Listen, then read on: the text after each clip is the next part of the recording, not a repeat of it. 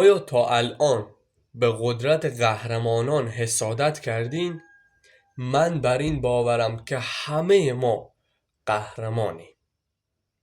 تصور کنید به مدت 1 ساعت شما همه قدرت‌های روی دنیا رو دارین و میتونین از ساختمون بالا برین، از کوه‌ها بالا برین، تو دریا شنا کنین و اینکه آتیش درست کنین، یخ درست کنین و قدرت جسمانی فوق‌العاده‌ای داشته باشین. خب ولی آیا فقط چنین قدرت‌هایی داشته باشیم ما رو مردم به عنوان یه قهرمان میشناسه یا نه؟ آدم‌های واقعی نمیتونن از این قدرت‌ها داشته باشن، ولی تنها چیزی که ما میتونیم داشته باشیم و اون اینه شخصیت خودمون رو هر روز بزرگترش کنیم و اون جوری که خودمون میخوایم درستش کنیم. هر جوری که خودمون میخوایم اونو تنظیمش کنیم یا درستش کنیم، هر جوری که خود میدونی.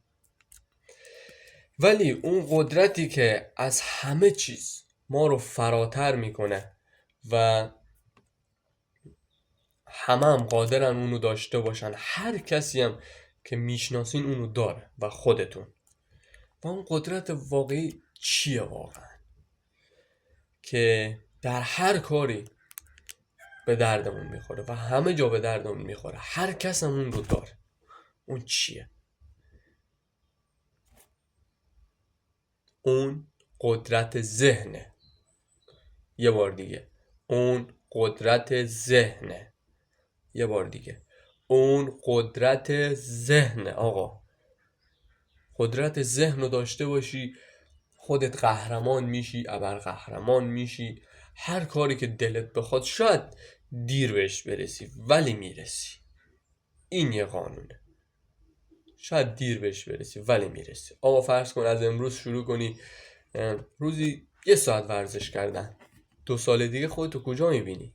3 سال دیگه خودتو کجا میبینی؟ به شرط اینکه هر روز انجامش بدی. یا خودتو کجا میبینی؟ یه ورزشکار، یه قوی، تنومند، قدرتمند.